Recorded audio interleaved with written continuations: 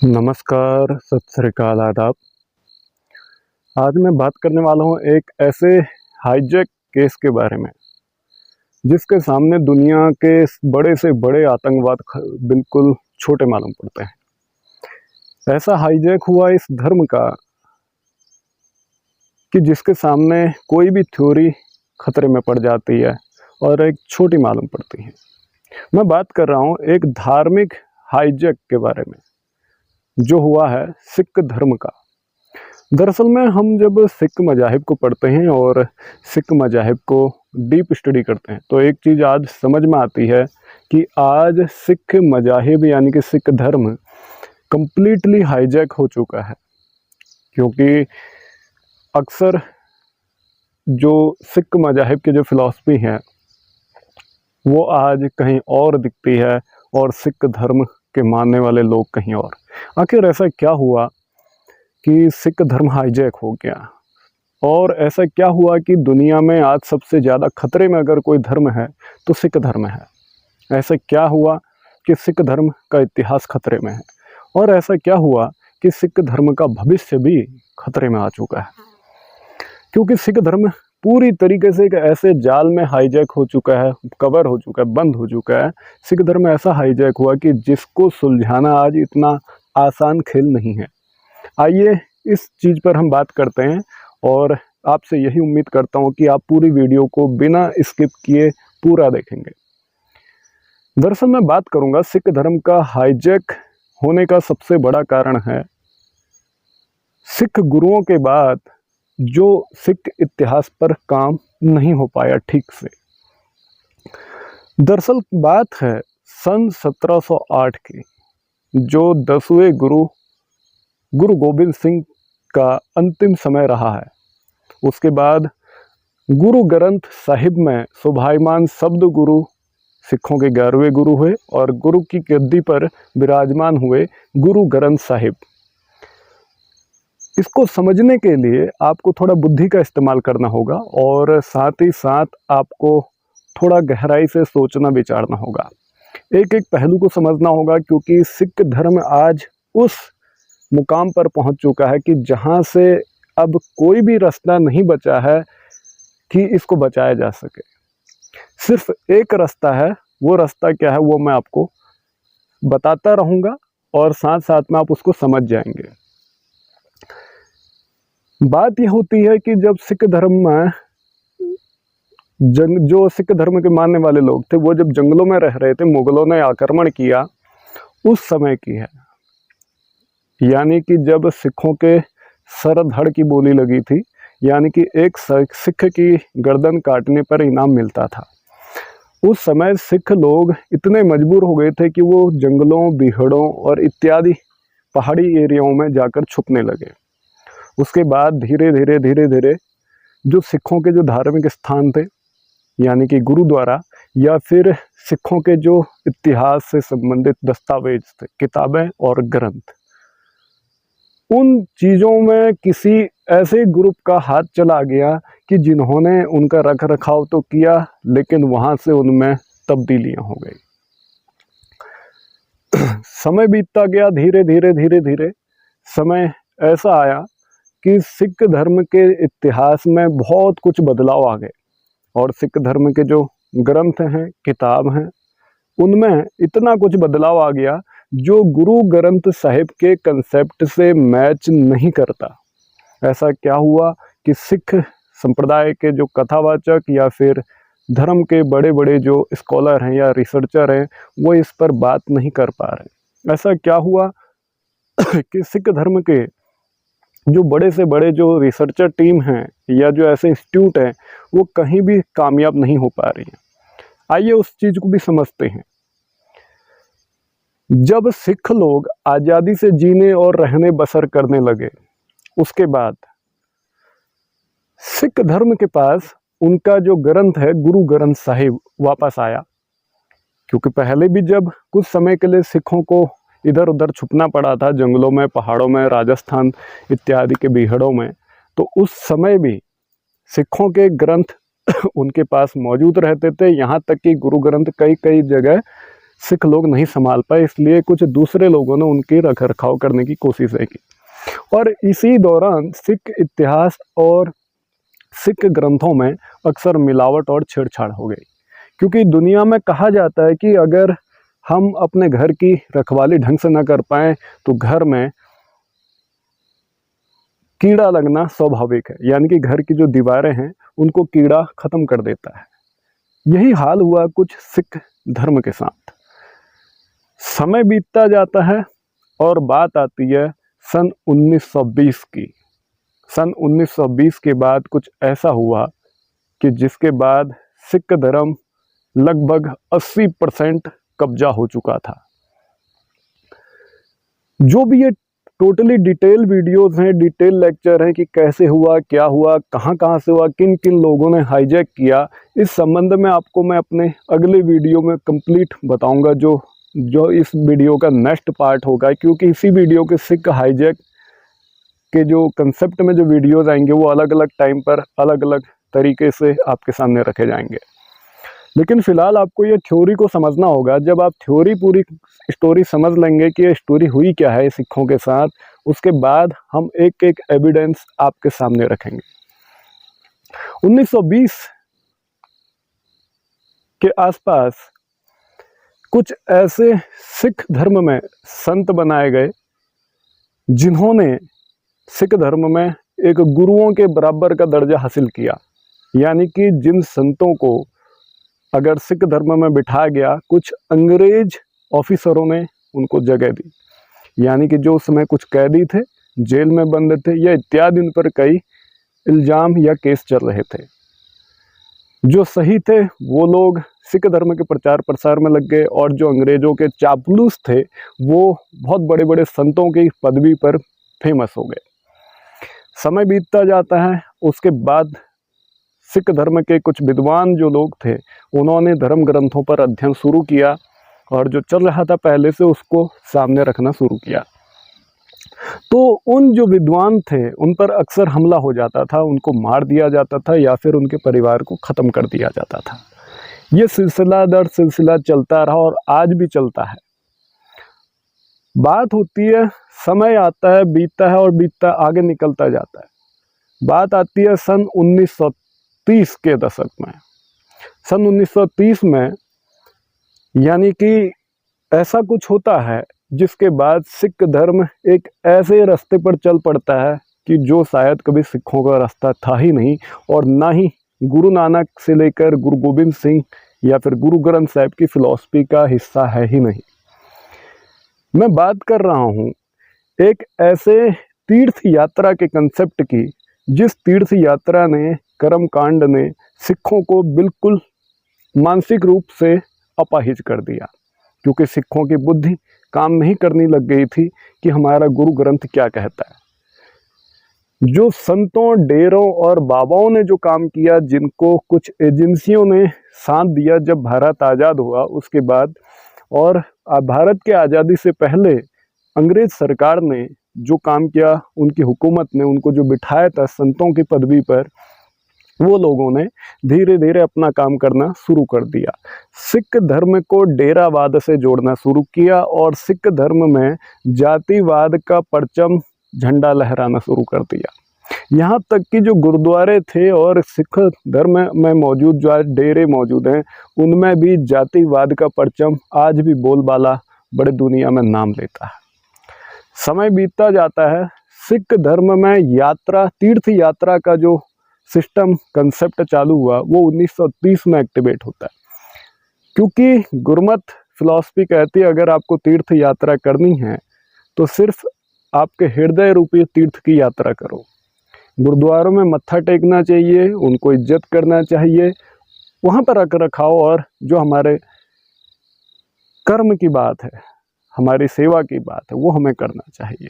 लेकिन हमें तीर्थ यात्रा के कंसेप्ट जोड़ा गया एक ऐसे थ्योरी से, जिस थ्योरी से गुरु नानक ने इन सिखों को निकाला था।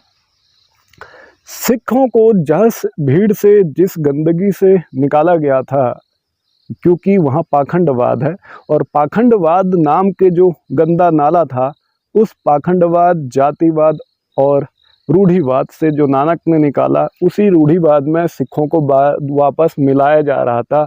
ये प्लानिंग शुरू हो गई थी 1900 में। सन 1900 के बाद ये प्लानिंग जब आगे चलती है, बात आती है सन 1950 और 60 के दशक में। तब तक इनकी जड़ें बहुत मजबूत हो गई थी डेरावाद की, और इन्होंने जातिवाद को काफ़ी हद तक फैला दिया था, लगभग 90%। जातिवाद अपनी जड़ें सिखों के अंदर 90% मजबूत कर चुका था, क्योंकि जातिवाद को हमेशा 10 गुरुओं ने रिजेक्ट किया, इसका विरोध किया। और जिन जिन लोगों ने जातिवाद को त्यागा था, वो सारे लोग सिख समुदाय में जुड़ते गए। समय बीतता जाता है, बात आती है सन 1980 से 90 के बीच। उस समय सिख धर्म को जातिवाद के साथ इस तरीके से डेरावाद में जोड़ा कि यहाँ पर पवित्र अपवित्र जैसी मान्यताओं को प्राथमिकता दी गई। साथ ही साथ डेरेवाद के नाम पर ऐसे काम होने लगे जो कभी सिख धर्म में होने नहीं चाहिए थे, क्योंकि कट्टरवाद अपनी जड़ें मजबूत कर चुका था, डेरावाद अपनी जड़ें मजबूत कर चुका था, और जातिवाद के नाम पर लोगों को लगभग 100% बांट दिया गया था, तोड़ दिया गया था और मिला दिया गया था। यहाँ तक कि समय बीतता जाता है, सिख इतिहास के संदर्भ में जिसने भी रिसर्च की, जिसने भी सच्चाई सामने लाने की कोशिश की, उसको मार दिया गया।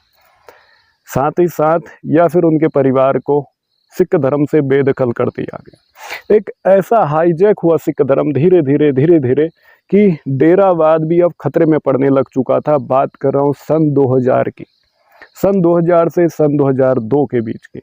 अब जो पंजाब में जो सिखों के अंदर जो डेरावाद था, वो भी खतरे में आ चुका था, क्योंकि एक ऐसा सिस्टम तीसरा एक्टिवेट हुआ पंजाब में, जो बहुत बड़े पैमाने पर फैलना शुरू हुआ, जिसने सिखों के अंदर के डेरेवाद और कट्टरवाद और जातिवाद और गुरुद्वारों में जो जाति के नाम पर गुरुद्वारे थे, उनको भी खतरे में डाल दिया। मैं बात कर रहा हूँ धार्मिक धर्म परिवर्तन की। अब सिख कौम का धर्म परिवर्तन होना स्वाभाविक था और साधारण सी बात थी, क्योंकि जिन धर्मों में सिखों को तब्दील किया जा रहा था, यानी कि सिखों को धर्म परिवर्तन करके जिस दूसरे धर्म में शामिल किया जा रहा था, वहाँ धर्मवाद नहीं है उनके ग्रंथों में। और यही चीज़ गुरु ग्रंथ का भी कंसेप्ट है कि यहाँ धर्म और जाति का कोई भेदभाव नहीं है। लेकिन हैरानी ये थी कि जो आम सिख जो लोग थे, जो गुरु ग्रंथ साहिब की कंप्लीट स्टडी नहीं कर सकते हैं या सिख फिलॉसफी नहीं पढ़ सकते हैं, अब उनको ऐसा लगने लगा था कि शायद सिख धर्म जातिवाद को प्राथमिकता देता है, धर्मवाद और कट्टरवाद को प्राथमिकता देता है। क्योंकि जो भी अगर कोई ऐसे स्कॉलर सच्चाई सामने लाने की कोशिश करता था गुरमत फिलॉसफी की या गुरबाणी की, उसको ये डेरेवाद या फिर जो पाखंड को फैलाने का काम कर रहे थे, जिनको सरकारी एजेंसियों ने बैठाया था उस समय शुरुआती दौर में, अब वो लोग इनकी हत्याएं कर रहे थे सरेआम। धीरे धीरे समय बीतता जाता है और बात आती है सन 2006 की। सन 2006 में, हालांकि इससे पहले भी कई ऐसे विवाद छिड़े हैं दसम ग्रंथ पर, रागमाला पर, मूल मंत्र मंगलाचरण पर, उसके बाद जो गुरबिलास पातशाहियाँ हैं, चाहे वो 6 है, 9 है, 10 हैं, इन पर, या फिर पंथ प्रकाश, महिमा प्रकाश, उसके बाद गुरप्रताप सूरज ग्रंथ, अनेकों जो ऐसी इतिहास की किताबें थी, इन पर विवाद जो पहले से चल तो रहा था, लेकिन ये विवाद ने एक नया चेहरा लिया सन 2006 में। और सन 2006 में जब इस विवाद ने नया चेहरा लिया, तो उसके बाद सिख धर्म 2 टुकड़ों में टूट गया। क्योंकि टूटने के आसार पहले हो चुके थे, क्योंकि सिख धर्म को तोड़ने के मकसद से ही सरकारी एजेंसियों ने सिख धर्म में सरकारी संतों को जगह दी थी, प्राथमिकता दी थी। और इसी प्लानिंग के तहत सिखों में जातिवाद को मजबूत किया गया था। इसी वजह से सिखों में भाषावाद को मजबूत किया गया था। जैसे पंजाब में रहने वाले जो लोग हैं, वो पंजाबी भाषा के कट्टरवादी हो गए, और जो हिंदी या फिर उसके बाद मारवाड़ी या गुजराती या तमिल, तेलुगु इत्यादि भाषा बोलने वाले थे, उनसे पंजाब के जो सिख थे वो नफरत करने लग गए। ऐसे इनकी मानसिकता बनाई गई इन डेरेवादों के जरिए, जो डेरों में मौजूद सरकारी संत थे और डेरों में मौजूद जो सरकारी तंत्र पर काम कर रहे थे, क्योंकि ये प्लान आज का नहीं था और इसमें कोई भारतीय सरकार का मैं हाथ नहीं मानता हूँ, क्योंकि जो समय भारत सरकार अपने मजबूती पर नहीं थी, जिस समय इन सरकारी बाबाओं संतों को सिख धर्म में बिठाया गया था। इसका मतलब है सिख धर्म कहीं एक ऐसे जगह से हैंडल किया जा रहा था, किसी ऐसे सरकार के हाथ में हैंडल किया जा रहा था जो सरकार के बारे में आज भी सिख लोगों को नहीं पता। इस चीज़ को हमें समझना चाहिए। बाद में उस सरकार के साथ आज हमारे जो देश है, यहाँ के कुछ एजेंसियाँ जैसे जो प्राइवेट संस्थाएं हैं, मेरे कहने का मतलब है एजेंसियां, मतलब मैं उनकी बात कर रहा हूँ, कुछ ऐसे दूसरे धर्मों के कट्टरवादी ग्रुप उन्होंने हाथ मिलाया। उनका भी यही मकसद था कि सिख धर्म को टुकड़ों टुकड़ों में तोड़ दिया जाए। जैसे ही सन 2006 में ये हादसा होता है कि दसम ग्रंथ, रागमाला, मूल मंत्र, मंगलाचरण इत्यादि पर एक बड़ी कॉन्फ्रेंस होती है, उसके बाद सिख धर्म में हाथापाई और खून खराबा होना शुरू हो गया और सिखों के बीच अब दो ऐसे टुकड़े हो चुके थे। एक टुकड़ा था सिखों का जो दसम ग्रंथ को मानता था और दूसरा टुकड़ा था जो दसम ग्रंथ को नहीं मानता था। आखिर ऐसी क्या नौबत आई कि सिखों में दसम ग्रंथ को लेकर इतना ज़्यादा विवाद हो गया, जिसको कहा जाता है कि ये 10वें गुरु गोबिंद सिंह ने लिखा है। ऐसा क्या हुआ कि सिख कौम दो टुकड़ों में टूट गई। अभी भी कसर बाकी नहीं थी, सिखों को बचाया जा सकता था, एक किया जा सकता था। इस बीच में एक नया विवाद छेड़ दिया जाता है रागमाला का, जो गुरु ग्रंथ साहिब का आखिरी अंग यानी कि आखिरी पन्ने पर मौजूद है। 1429 की आखिरी लाइन से शुरू होता है और 1430 पर ख़त्म होता है। यहाँ पर सोचने की बात है कि अब तक तो सिखों का एक ग्रंथ, एक किताब, एक शास्त्र पर निशाना साधा गया था। अब दूसरे किताब, ग्रंथ, शास्त्र को निशाना बना दिया गया, जिसका नाम था गुरु ग्रंथ, जो सिखों का सबसे उच्च और सबसे पहला ग्रंथ माना जाता है।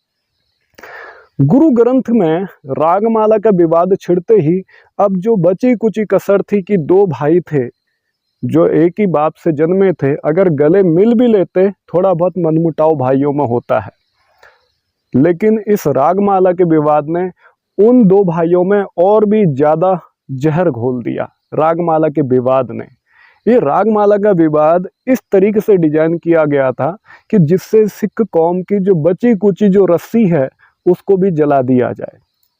उसी दौरान ठीक कुछ समय बाद सन 2010 में एक और हादसा होता है, जिसके बाद जो मंगलाचरण यानी मूल मंत्र का विवाद था वो अपने शिखर पर जा चुका था। यानी कि मंगलाचरण और मूल मंत्र, एक ओंकार सतनाम से लेकर गुरुप्रसाद तक और नानक होसी भी सच तक, इन चीज़ों में ऐसा एक विवाद ऐड कर दिया गया, जिसके बाद जो सिखों में गुरु गोबिंद सिंह के जो दो बेटे थे उनके बीच में एक ऐसा जहर का काम, ऐसी तलवार और ऐसी खून खराबे का काम इस विवाद ने किया कि जिसके बाद ये दो भाई जो एक बाप से जन्मे थे ये कभी एक ना हो सके और अब ये धर्म टूट चुका था। इस विवाद का भी कोई निष्कर्ष आज तक नहीं निकला, ना दसम ग्रंथ का कोई निष्कर्ष निकला, ना रागमाला का कोई निष्कर्ष निकला है और ना ही दूसरे तमाम इतिहास के ग्रंथों, किताबों का, जिनमें महिमा प्रकाश आता है, पंथ प्रकाश आते हैं। दो पंथ प्रकाश हैं, एक रतन सिंह भंगू का है, ज्ञानी ज्ञान सिंह का है, उसके बाद गुरुप्रताप सूरज ग्रंथ है और उसके बाद सर्वलोक ग्रंथ है। दसम ग्रंथ तो है ही है। इन चीज़ों पर एक ऐसा विवाद ने नया जन्म लिया कि सन 2010 के बाद सिख धर्म कभी एक होने के सपने भी नहीं देख सकता। इसी दौरान सिख धर्म का एक टुकड़ा हो जाता है जिसको कहते हैं रविदासिया धर्म, क्योंकि सिखों का जो जातिवाद था उसने इस कदर अपना आतंक मचा दिया था कि जो छोटी जाति के जो सिख समुदाय के मानने वाले लोग थे, जिसमें SC ST OBC कैटेगरी आती हैं, उन लोगों ने अपना एक अलग धर्म बनाने की घोषणा कर दी, जिसका नाम पड़ा रविदासिया धर्म। ये भी सिख कट्टरवाद का एक हिस्सा था। सोचने की बात थी कि मैं ये सारी बातें जो आपको बता रहा हूँ, ये सब हुआ क्यों? क्या सिख धर्म को हाईजैक करने के पीछे किसी सरकारी तंत्र का हाथ था, या फिर विदेशी तंत्र का हाथ था, या फिर सिखों के अंदर मौजूद कोई ऐसा व्यक्ति विशेष या फिर ऐसा तंत्र है जो सिखों को अंदर ही अंदर ख़त्म कर रहा है, जो कुछ ऐसे तंत्रों के साथ मिला हुआ है? ये थोड़ी सोचने की बात है। आखिर ऐसे कैसे हुआ कि उसके बाद एक ही गांव में, पंजाब या फिर कहीं भी हो, एक ही गांव, एक ही गली और एक ही मोहल्ले में अलग अलग जाति के नाम पर 2-2, 3, 4, 5 अलग अलग गुरुद्वारे बन गए। यानी कि सिख धर्म में अब जो गुरुद्वारों का निर्माण हो रहा था वो अलग अलग जातियों के नाम पर हो रहा था। लेकिन अभी भी सिख समुदाय इस चीज़ को समझने को तैयार नहीं था। तो बात आती है सन 2016 से सन 2020 के बीच। हालांकि घटना शुरू हो चुकी थी सन 2014 में, लेकिन सन 2016 में इसने अपना बहुत बड़ा रूप धारण कर लिया था। ये रूप लिया था सिखों के धर्म परिवर्तन ने। अब सिखों का धर्म परिवर्तन पंजाब या फिर पंजाब से बाहर जो हो रहा था, वो है ईसाइयों में, मुस्लिमों में या फिर दूसरे धर्मों में। और एक नया और चेहरा निकल के आया, जो चेहरा था सिख धर्म जिन्होंने छोड़ा और उन्होंने कोई धर्म नहीं अपनाया, यानी कि एक्स सिख मूवमेंट। ये जन्म ले चुकी थी सन 2020 और 21 के बीच में। अब हैरानी की बात ये थी, आज सिख गवर्नमेंट, सिख जो सरकार है, सिखों की अपनी जो सरकार है, यानी कि मैं बात कर रहा हूँ अकाल तख्त। अकाल तख्त भी आज पूरे के पूरे कब्जे में और हाईजैक के अंदर चल रहा है, क्योंकि अकाल तख्त अकॉर्डिंग टू गुरु ग्रंथ साहिब ऐसा कोई फैसला नहीं कर पा रहा है जो बिल्कुल सटीक और स्पष्ट हो। हालांकि पब्लिकली कई ज़्यादा उन्होंने अच्छे काम किए हैं, मैं ये नहीं कहता कि अकाल तख्त बुरे काम कर रहा है, लेकिन कुछ जो ऐसे काम है वो मैं उनको थोड़ा बताना चाहूँगा और आप सब मेरे भाई बहन इन चीज़ों को समझोगे। क्योंकि एक्स सिख मूवमेंट ये वो मूवमेंट थी जिन्होंने सिख धर्म को अच्छे से पढ़ने की कोशिश की, सिख धर्म को विचारने की कोशिश की और सिख फिलॉसफी को जीवन में और लोगों में उतारने की कोशिश की। ये एक्स सिख मूवमेंट ये वो मूवमेंट थी जिन्होंने सिखों के धर्म परिवर्तन होने पर बहुत ज़्यादा चिंता जाहिर की। सिखों को जब जातिवाद के नाम पर तोड़ा और गुमराह किया जा रहा था, तब भी इन्होंने इसको बचाने और रोकने की कोशिश की और सिखों को डेरावाद और पाखंडवाद से बचाने की कोशिश करने वाले यही एक्स सिख मूवमेंट के लोग थे। ये थोड़ा सोचने और समझने का काम है, क्योंकि अक्सर हम देखते हैं हमारे पास आज एक ऐसी मानसिकता जन्म ले चुकी है, जो मानसिकता किसी भी प्रकार से कोई बात सुनने को तैयार ही नहीं। आखिर ऐसा क्या हुआ कि सिखों में इतनी कट्टरपंथी सोच, जातिवाद और रूढ़िवाद और डेरावाद परचम पर कैसे पहुंच गया, जिसकी वजह से सिख धर्म टोटली हाईजैक हो गया। अब बात बताना चाहूँगा, इसके पीछे था सिर्फ वो सरकारी तंत्र जिसने भारत की आज़ादी से पहले सिख धर्म में डेरावाद को जन्म दिया और पाखंडवाद का विकास किया, इसकी नींव रखी। यानी कि अब स्वाभाविक था कि सिखों को तोड़ा जा सकता है, मरोड़ा जा सकता है, गुमराह किया जा सकता है और इन सिख जो कंसेप्ट है इनसे भटकाया जा सकता है, गुरु ग्रंथ से इनको दूर किया जा सकता है। अब ये बहुत आसान हो चुका था, क्योंकि सिखों के जो कंसेप्ट थे वो गुरु ग्रंथ साहिब पर आधारित थे। अब यहाँ से ये लोग दूर हो चुके थे, क्योंकि ये डेरावाद से जुड़ चुके हैं। साथ ही साथ सिखों में जातिवाद बहुत बड़े लेवल पर आज फैल चुका है, इसलिए ये गुरबाणी कंसेप्ट से दूर होकर सिख धर्म से नए धर्म पैदा होने शुरू हो गए और ये स्वाभाविक था। अब बात थी इतिहास की किताबों, ग्रंथों और शास्त्रों पर बात करने की।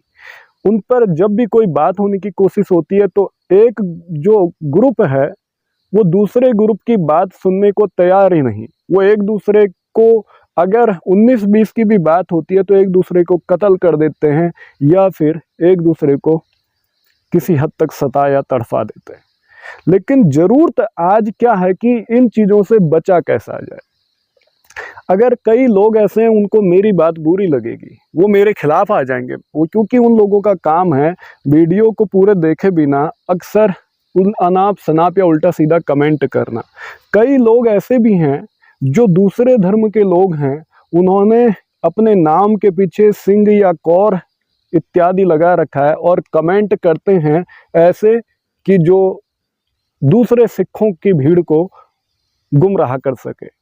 इन चीज़ों को आप ध्यान दीजिएगा। कई कमेंट मैं ऐसे देखता हूँ जो कमेंट सिखों को गुमराह करने के लिए उन दूसरे धर्म के लोगों के द्वारा किए जाते हैं जिनका सिख धर्म से कोई लेना देना नहीं है, लेकिन उनके नाम के पीछे सिंह या कौर लफ्ज या इत्यादि लगाया जाता है।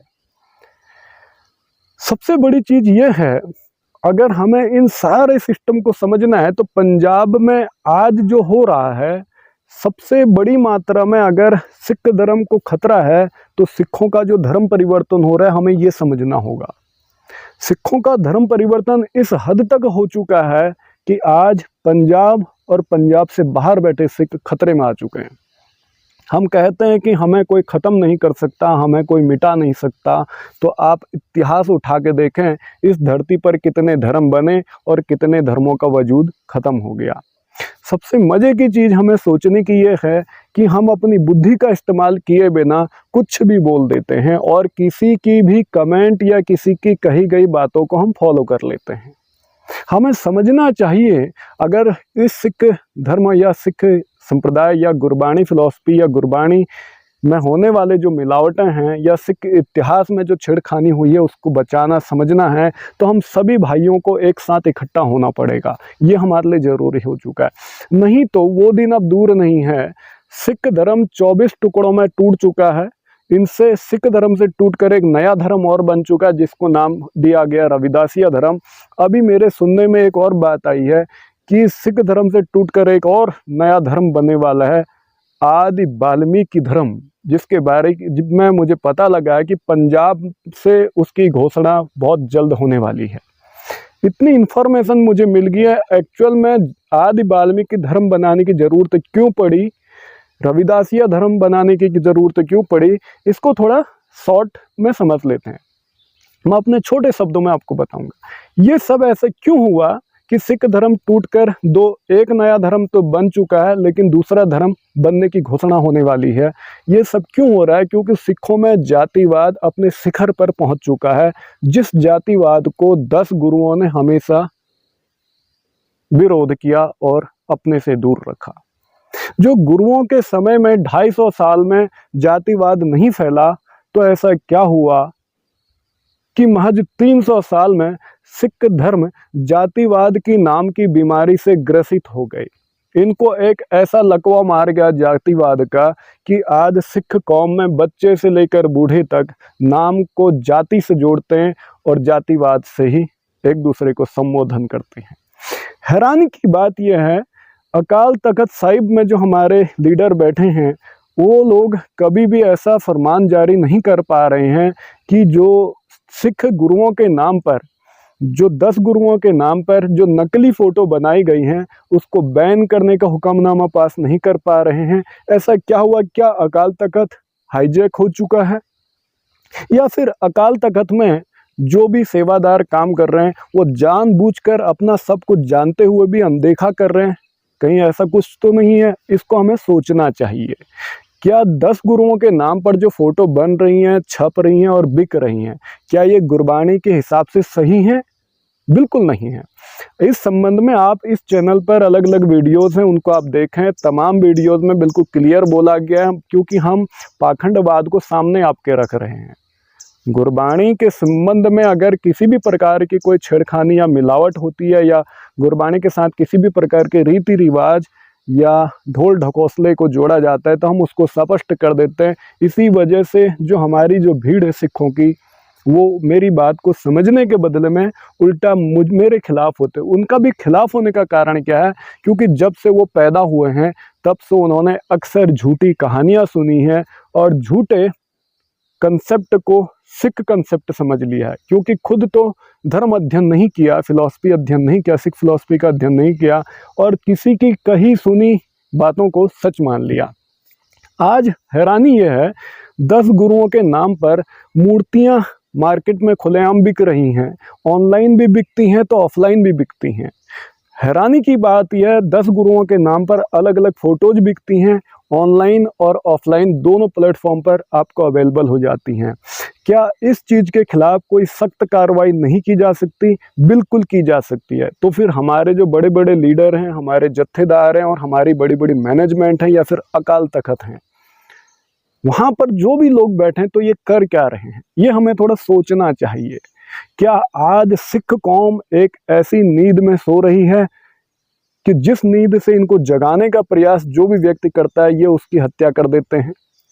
मुझे लगता है कि ये सोए हुए लोग हैं और जो कभी अपनी नींद से जागना ही नहीं चाहते। ये इतनी गहरी नींद में है सिख कौम कि अपनी नींद तोड़ना ही नहीं चाहती। शायद इनको समझ में तब आएगा कि जब सिख धर्म लगभग पंजाब से 80 से 90% ख़त्म हो चुका होगा। क्या इन सिखों को तब पता लगेगा या तब होश आएगा कि हम सोए हुए लोग हैं?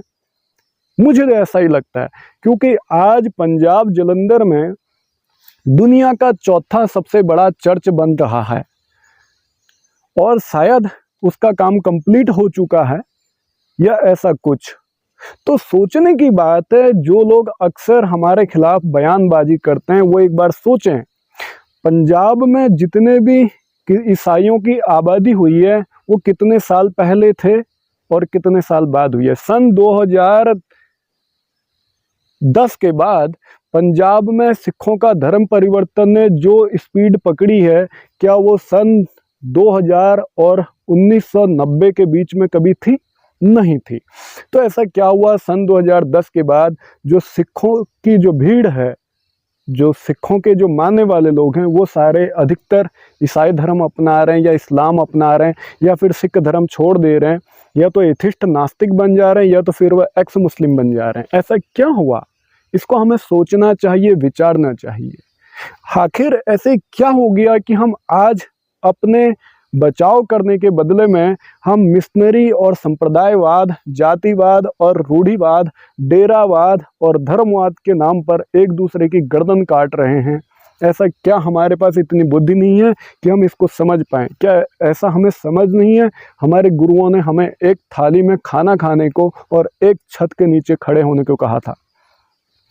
हैरानी की बात यह है, ऐसा क्या हुआ कि आज हमारा प्रत्येक व्यक्ति अपनी बुद्धि का इस्तेमाल करना भूल चुका है, क्योंकि उसने एक ऐसे सिस्टम को फॉलो कर दिया जिसको सच मान बैठा है, जो सिस्टम गुरबाणी और गुरु ग्रंथ साहिब के कंसेप्ट से मिलता ही नहीं है।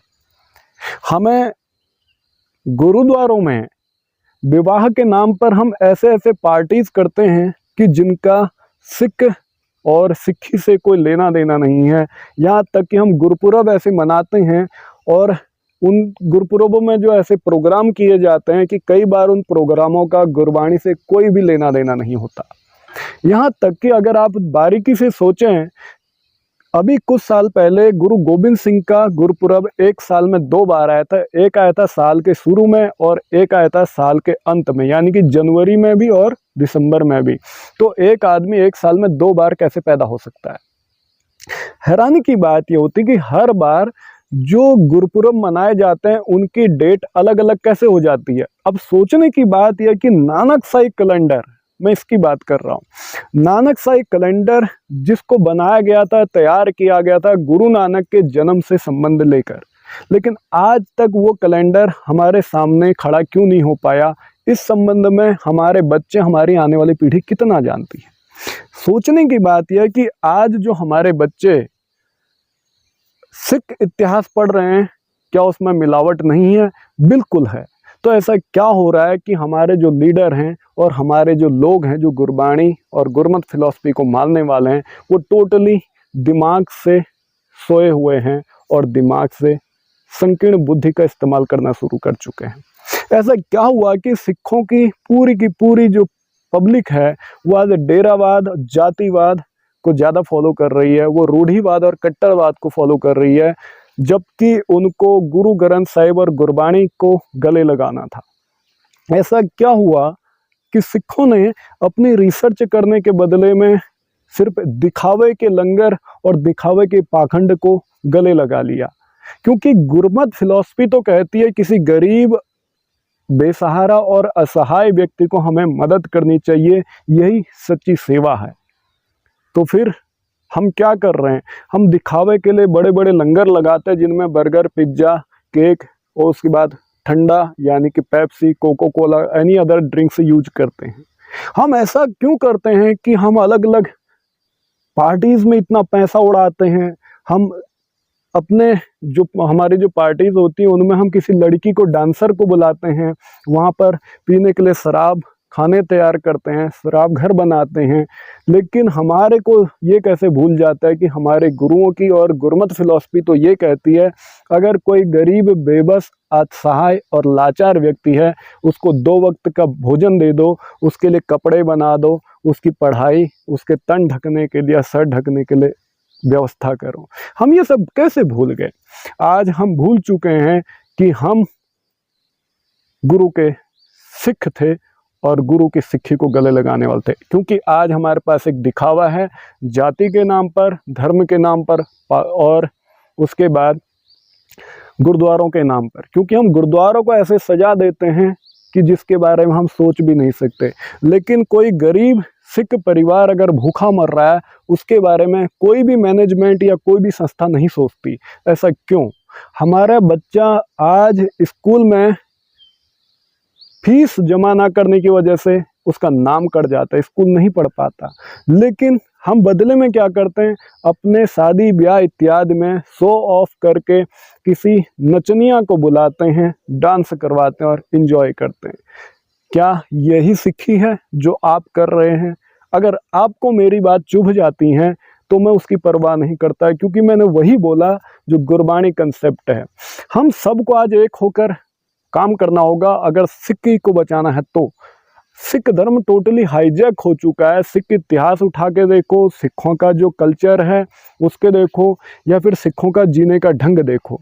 सिख लोग फोटोओं तक सीमित रह चुके हैं, सिख लोग मूर्तियों तक सीमित रह चुके हैं, सिख लोग गुरुद्वारों में मत्था टेकने तक सीमित रह चुके हैं, सिख लोग सरोवर के पानी को सिर में ओढ़ने, छिड़कने या फिर अपने घरों में छिड़कने तक सीमित हो चुके हैं। जो अमृतमयी जो सरोवर गुरबाणी का है, उस गुरबाणी को पीने के लिए कोई भी सिख आज इच्छुक नहीं है। ऐसा क्यों? हम कहते हैं हमें कोई एजेंसी से खतरा है, हमें कोई सरकार नष्ट कर सकती है। मैं कहता हूँ ऐसा कोई कुछ नहीं कर सकती, दुनिया की कोई ताकत तुम्हें मिटा नहीं सकती अगर आप गुरबाणी कंसेप्ट पर काम करेंगे तो। हमें आज चाहे वो किसी भी मसला हो, कितना भी बड़ा विवाद हो, हम उसको सुलझा सकते हैं अगर हम आपस में प्रेम से, प्यार से, भाई भाई बनकर बात करें तो। लेकिन हमारे अंदर एक ऐसी मूर्खता तैयार हो जाती है, कट्टरवाद इतना ज़्यादा है कि अगर किसी ने अगर सवाल पूछ लिया, तर्क कर दिया या लॉजिक सामने खड़ा कर दिया, हम अपनी किरपाने खींचकर उसकी गर्दन काट देते हैं। ऐसा क्यों हो रहा है? हम सिखों में ऐसा क्यों हुआ कि हम एक दूसरे के खून के प्यासे हो गए और दूसरे धर्म के लोग इसका फ़ायदा उठाकर सिखों का धर्म परिवर्तन कर गए? हम क्या सोए हुए लोग हैं?